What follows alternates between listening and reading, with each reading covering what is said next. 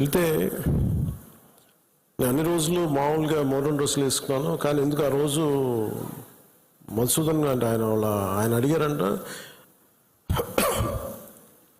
Dress వేసుకుంటే modern dress బొట్టు పెట్టుకోకూడదా అని. అంటే ఆ సంఘటనకి ముందు సరిగ్గా ఒక అరగంట ముందు బొట్టు పెట్టుకున్నారంట. ఆవిడ చెప్తుంది ఏంటంటే, ఇంక బొట్టు పెట్టుకున్న తర్వాత నేను కాదని కూడా అబద్ధం కూడా చెప్పలేం కదా, తప్పించుకోవడాకన్నా. అలా దొరికిపోయాం మేము. ముందు అరుపులు వినిపించినాయి, తుపాకీ శబ్దాలు వినిపించినాయి, కింద పడుకున్నాం. నా చేయి కూడా పట్టుకున్నాడు. పిల్లలు కొంచెం దూరంగా ఉన్నారు. ఇదంతా కుటుంబం దాదాపు అలాగే ఆ గ్రౌండ్లో దాదాపు ఆ ఏరియాలో 400 నుంచి 500 మంది ఉండిపోయారు టూరిస్టులు. మసూదన్ గారు ఆయన సతీమణి చేయనే పట్టుకొని, ఏమవుదు మనకేమవుతు, నువ్వు చూడకంటే ఆ బూట్ల చప్పుళ్ళు చాలా తాయితీగా వచ్చి, అంటే ఎందుకు మాట్లాడుతున్నానంటే ఎంత కోల్డ్ బ్లడెడ్తో చంపారంటే మనం ఊహించుకోలేం. అంటే షికారుకు వచ్చినట్టుగా వచ్చి వేటాడి వెళ్ళిపోయారు మనుషుల్ని.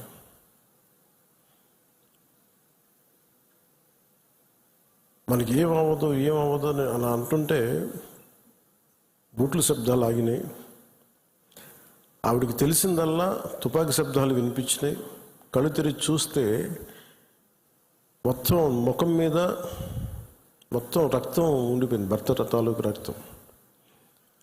ఇప్పుడు ఎంత క్రూరంగా చంపారంటే, నేను వైజాగ్ కూడా వెళ్ళాను చంద్రమౌళి గారి ఇంటికి. ఎక్కడ తల ఉండాల్సిన చోట తల లేదు. 35 బుల్లెట్లు 40 బుల్లెట్లు దింపారు తలలో, ర్యాపిడ్ ఫైర్ తోటి, ఆటోమేటిక్ గన్స్ తోటి. అంత దారుణంగా క్రూరంగా చంపేశారు. యుద్ధం ఎప్పుడు ఇంకొక ఆయుధం పట్టుకున్నవాడితో చేస్తాం, కానీ నిరాయుధులైన ఎంత నమ్మకం లేకపోతే కాశ్మీర్కి వెళ్తారు. 22-23లో దాదాపు 2 కోట్ల మంది వెళ్ళొచ్చారు. అది ప్రెసిడెంట్ పాలనంతకాలం వచ్చారు. మొన్న పాలన మారగానే అప్పటికి చాలాసార్లు ఎన్నికలు ఇంకా సంసిద్ధంగా లేదు కశ్మీర్ అని చెప్పినా కానీ కొన్ని పరిస్థితుల వల్ల కుదరలేదు, రాజ్యాంగ పరిస్థితుల్లో. ఇంకా ఉండదు అని చెప్పేసి మళ్ళీ ఎప్పుడైతే రాష్ట్ర చేతికి వెళ్ళిపోయిన పగ్గాలు, మళ్ళీ ఈ తీవ్రవాదులు విజృంభించి చాలా కోల్డ్ బ్లడెడ్గా చంపేశారు అందరిని. మీరు ఊహించుకోండి, మనందరం ఒక సాయంత్రం అంటే మనకి కాశ్మీర్కి మనకి ఏంటి సంబంధం అనుకుంటాం. గ్లోబల్ విలేజ్ని మాట్లాడుతున్నాం, ప్రపంచాన్ని.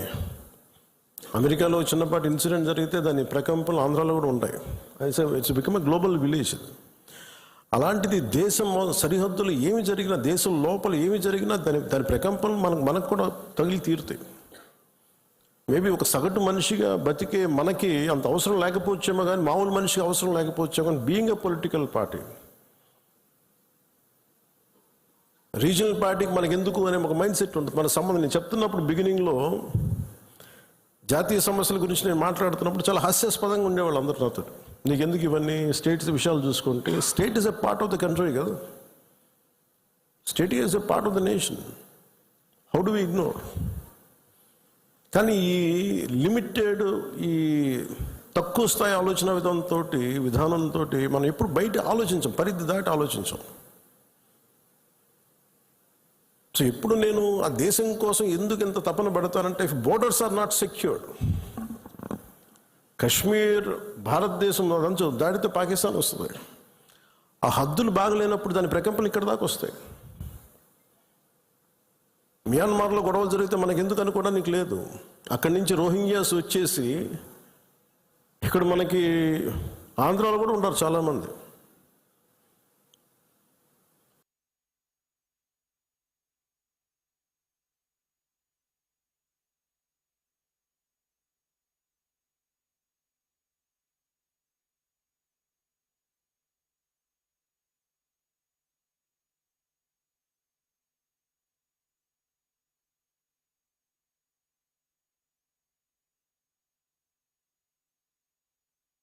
దాని ప్రకంపన మన దాని తాలూకు ఇంపాక్ట్ మనకి ఏముంటుంది అనుకుంటే, ఒక 10 సెంట్లు భూమి ఉంటేనే, రోజు 2 సెంట్లు భూమి ఉంటేనే మనం ఎంత తెలుస్తాం. అలాంటిది కంట్రీ సరిహద్దుల్ని మనం చూసుకోకపోతే నాయకులుగా వచ్చే ఉపద్రవాలు ఇలా ఉంటాయి. మన దేశం ఎప్పుడు కూడా చాలా మెత్తని దేశం. ఉగ్రవాదులకి ఎందుకు సమాధానం చెప్పలేం. మీరు నిజంగా ఆవిడ పడ్డ బాధ చూస్తే ఎంత కనికరం అవసరం లేదు ఉగ్రవాదుల మీద అనిపించింది. నిర్దాక్షిణ్యంగా తీసేయాలన్నా.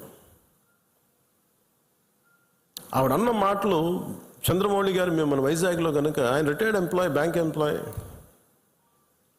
రిటైర్మెంట్ ప్లాన్ ఏం చేయాలో, పిల్లలు అమెరికా వెళ్ళిపోయి ఏం చేయాలో తెలియక ఆయన జస్ట్ ఒక 5 రోజులకన్నా వెళ్తే ప్రాణాలు పోయినాయి. మీరు ఊహించుకోండి, మన సరదాగా చాట్ తిందామని చెప్పి హైదరాబాద్లో గోకుల్ చాట్కి వెళ్తే బాంబ్ బ్లాస్ట్ జరిగింది, ప్రాణాలు పోయినాయి. Simple chat. అలాగే పార్క్కి వెళ్దాం, లుంబిని పార్క్ వెళ్ళి కూర్చుందాం పిల్ల పాపలతో అంటే బాంబులు పేలినాయి. అంటే ఉగ్రవాదం తాలూకు పంజా అన్నిటి మీద ఉంటుంది. దీంట్లో దాదాపు 26 మంది చనిపోయారు.